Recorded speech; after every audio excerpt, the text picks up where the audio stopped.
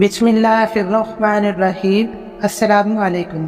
رات کو سوتے وقت اللہ پاک کا ایک نام 21 بار پڑھ کر سو جاؤ، پھر صبح جب اٹھو گے تو پورا دن غیب سے دولت آتی رہے گی۔ محترم ناظرین کرام، اگر آپ رات کو جب بھی سونے لگے تو سونے سے پہلے آپ چھوٹا سا وظیفہ کر لیں تو آپ کی دنیا بھی بن جائے گی اور آخرت بھی بن جائے گی انشاءاللہ۔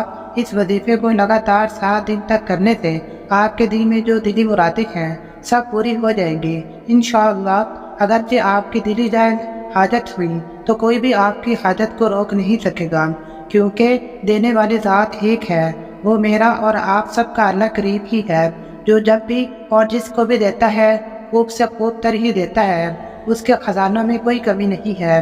اس مبارک مہینے کے اس بابرکت دن میں آج آپ کی خدمت میں ایک ایسا وظیفہ لے کر حاضر ہوا ہوں کہ اگر رات کو سوتے وقت آپ نے اللہ پاک کا صرف ایک نام صرف 7 بار پڑھ لیا اور اس کے فوراً بعد آپ سو گئے تو انشاءاللہ العزیز صبح جب آپ اٹھو گے تو پورا دن غیب سے آپ کی مدد نصرت ہوتی رہے گی، آپ کو بے شمار دولت ملتی رہے گی انشاءاللہ تعالی، کیونکہ ہمارا یہ ایمان ہے کہ اللہ کے خزانے میں کسی چیز کی کمی نہیں ہے، اور اللہ تعالیٰ جسے چاہے ہمارے لیے ذریعہ بنا دے یا جسے چاہے غیبی مدد کر دے، جسے چاہے بے حساب رزق دے اور جسے چاہے تھوڑا دے۔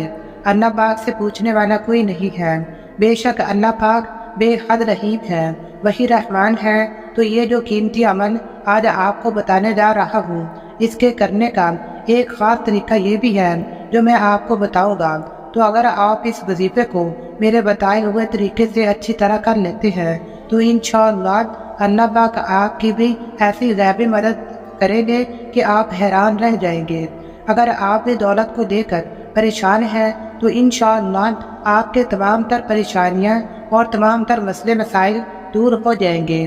اگر آپ کے پاس کوئی سواری نہیں ہے اور آپ نے گاڑی خریدنی ہے، اپنا ذاتی گھر نہیں ہے اور خود کا گھر خریدنا چاہتے ہیں لیکن پیسوں کی شدید کمی ہے، اور پھر پیسوں کی کمی کی وجہ سے ہی آپ گھر خرید نہیں پا رہے ہیں، بہت عرصہ گزر گیا ہے لیکن آپ پھر بھی کرائے کے گھر میں رہ رہے ہیں، یا گھر میں جوان بیٹیاں بیٹھی ہیں لیکن آپ کے پاس ان کی شادی کے لیے پیسے نہیں ہیں، تو انشاءاللہ اس وظیفے کی برکت سے اللہ پاک آپ کے لیے ایسے ایسے ذریعے بنائے گا، ایسے ایسے نئے نئے راستے نکالے گا کہ آپ خود ہی حیران رہ جاؤ گے کہ یہ دولت آخر آ کہاں سے رہی ہے، کیونکہ یہ میرا اللہ تعالیٰ کی طرف سے وعدہ ہے کہ رزق دینے والی ذات وہی ہے، اور بے شک وہی ہر چیز پر قادر ہے۔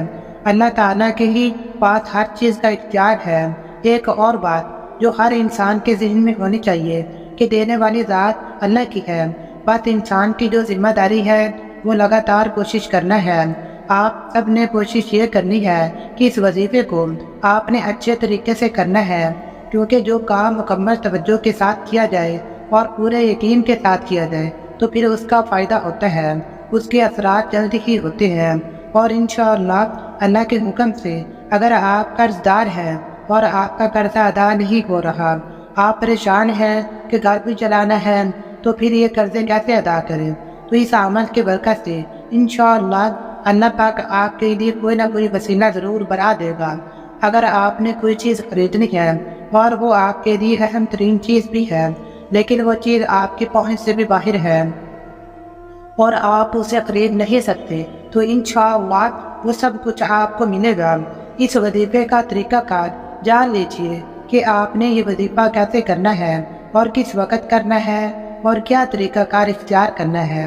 اس وظیفے میں آپ نے احتیاط کون سی کرنی ہے وہ بھی ذرا جان لیجئے تاکہ آپ کو اچھی طرح سے سمجھ آ جائے، کیونکہ یہ وظیفہ آپ عشاء کی نماز ادا کرنے کے بعد ہی کر سکتے ہیں، اور پھر آپ بے شک اس وظیفے کو عشاء سے لے کر تہجد کے وقت تک آپ کسی بھی وقت پڑھ سکتے ہیں، یعنی کہ اگر آپ نے تہجد پڑھنی ہو تو تہجد سے پہلے بھی آپ اس وظیفے کو پڑھ سکتے ہیں اور عشاء کے بعد بھی آپ پڑھ سکتے ہیں۔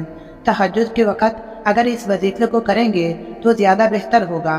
آپ نے یہ عمل کرنا ہے اور اس وظیفے کے دوران کوئی پابندی نہیں ہے، آپ اس وقت کے دوران جب چاہے وظیفہ کر سکتے ہیں، آپ کو انشاءاللہ فائدہ ضرور ہوگا۔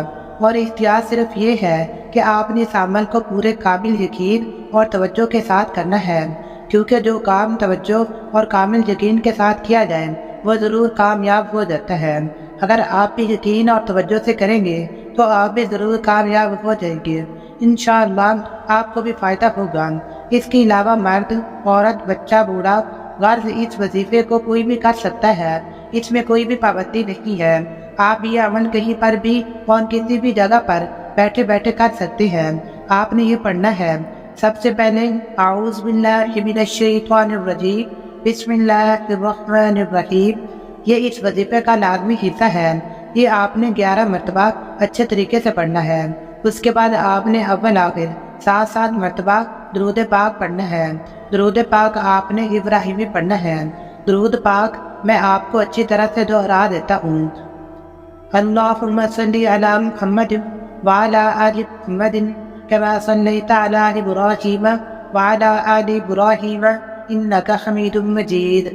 اللہم بارک علی محمد وعلی آل محمد کما بارکت علی ابراہیم وعلی آل ابراہیم انک حمید مجید۔ پھر اس کے بعد اللہ پاک کا ایک صفاتی نام آپ نے پڑھنا ہے، وہ آپ پہلے اچھے طریقے سے جان لیں۔ اللہ پاک کا یہ نام یا رزاق ہے۔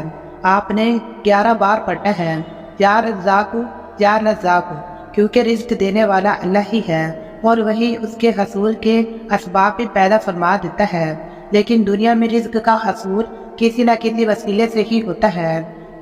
قرآن میں اسم مبارک رزاق متعدد مرتبہ آیا ہے اور اللہ نے خود کو خیر الرازقین کہا ہے، یعنی بہترین رزق عطا کرنے والا کہا ہے۔ قل ان ربی یبسط الرزق لمن یشاء من عبادہ ویقدر لہ وما انفقتم من شیء فہو یخلفہ وہو خیر الرازقین۔ ترجمہ، تم فرماؤ بے شک میرا رب رزق وسیع فرماتا ہے اپنے بندوں میں، جس کے لیے چاہے اور تنگی فرماتا ہے، اور جس کے لیے چاہے، اور جو چیز تم اللہ کی راہ میں خرچ کرو گے وہ اس کے بدلے میں اور دے گا، اور وہ سب سے بہتر رزق دینے والا ہے۔ جس کی تفسیر یہ ہے، قل تم فرماؤ، یعنی اے حبیب صلی اللہ تعالی علیہ وآلہ وسلم آپ فرما دیں کہ بے شک میرا رب عز و جل اپنے بندوں میں جس کے لیے چاہے اپنی حکمت کے مطابق رزق وسیع فرماتا ہے اور جس کے لیے چاہے تنگ کر دیتا ہے۔ اور اے لوگوں، جو چیز تم اللہ تعالیٰ کی راہ میں خرچ کرو گے تو وہ دنیا میں یا آخرت میں اس کے بدلے میں اور زیادہ دے گا، اور وہ سب سے بہتر رزق دینے والا ہے، کیونکہ اس کے سوا جو کوئی کسی کو دیتا ہے، خواہ بادشاہ لشکر کو یا آقا غلام کو یا صاحب خزانہ اپنے اہل و عیال کو، وہ اللہ تعالیٰ کی پیدا کی ہوئی اور اس کی عطا فرمائی ہوئی روزی میں سے ہی ہوتا ہے۔ رزق اور حص سے فائدہ اٹھانے کے اسباب کا خالق اللہ تعالیٰ کے سوا اور کوئی نہیں ہے، وہی حقیقی رزاق ہے۔ اس آیت میں اللہ تعالیٰ کے راستے میں خرچ کرنے کی ترغیب دی گئی ہے۔ حضرت ابو ہریرہ رضی اللہ تعالیٰ عنہ سے روایت ہے کہ نبی کریم صلی اللہ تعالیٰ علیہ وآلہ وسلم نے ارشاد فرمایا، کوئی دن ایسا نہیں کہ بندے صبح کرتے ہیں مگر 2 فرشتے نازل ہوتے ہیں، ان میں سے ایک کہتا ہے اے اللہ عز و جل خرچ کرنے والے کو بدلہ دے، دوسرا کہتا ہے بخیل کو بربادی دے۔ حضرت ابو ہریرہ رضی اللہ تعالیٰ عنہ سے روایت ہے، حضور اقدس صلی اللہ تعالیٰ علیہ وآلہ وسلم نے فرمایا کہ اللہ تعالیٰ ارشاد فرماتا ہے، اے ابن آدم خرچ کرو میں تم پر خرچ کروں گا۔ حضرت ابو ہریرہ رضی اللہ تعالیٰ عنہ سے ایک دوسری روایت ہے، رسول اللہ صلی اللہ تعالیٰ علیہ وآلہ وسلم نے ارشاد فرمایا، صدقہ اپنے سے مال کم نہیں ہوتا، معاف کرنے سے عزت بڑھتی ہے اور عاجزی کرنے سے مرتبے بلند ہوتے ہیں۔ اللہ تعالیٰ ہمیں بھی اپنے راہ میں مال خرچ کرنے اور بخل سے بچنے کی توفیق عطا فرمائے، آمین۔ اس کے علاوہ اول آخر درود شریف کے ساتھ فدعا ربہ انی مغلوب فانتصر، اس کو آپ نے 33 بار پڑھ کر خشوع و وضو کے ساتھ دعا کرنی ہے۔ آخر میں اپنے اللہ کے سامنے ہاتھ اٹھا کر دیر و رزق کی دعا مانگو۔ اگر آپ کے گھر کے اندر بھی کوئی پریشانی ہے، دکھ ہے، تکلیف ہے، بیماری ہے، لڑائی جھگڑوں سے تنگ ہے، بچے نافرمان ہیں، بیوی نافرمان ہے، یا پھر شوہر کا مسئلہ ہے، شوہر تنگ کرتا ہے، تو اس وظیفے کو کرو، انشاءاللہ اللہ نے چاہا تو کچھ ہی عرصے میں گھر کے اندر امن و سکون آ جائے گا، اور میرا رب آپ پر پیسے کی ایسی فراوانی کرے گا کہ آپ سوچ بھی نہیں سکتے۔ یہ انتہائی مجرب اور طاقتور وظیفہ ہے۔ یہ وظیفہ قرآن کا وظیفہ ہے، اور میرے نبی حضرت محمد مصطفیٰ صلی اللہ تعالیٰ علیہ وآلہ وسلم کے پاک فرمان کا مفہوم ہے کہ جب بھی کوئی مشکل آئے اس قرآن کو پڑھو، سینے سے لگاؤ، اللہ پاک آنے والی تمام مشکلات کو آسان فرما دے گا۔ اللہ پاک ہم سب کو عمل کی توفیق عطا فرمائے۔ اللہ پاک اس وظیفے میں کی گئی کسی بھی کمی کوتاہی کو معاف فرمائے، اور ہم سب کو پکا اور سچا مسلمان بنائے۔ اپنی دعاؤں میں ہمیں اور تمام مسلمانوں کو بھی ضرور یاد رکھنا۔ اللہ تعالی ہم سب کا حامی و ناصر ہو۔ اللہ حافظ۔ السلام علیکم ورحمۃ اللہ۔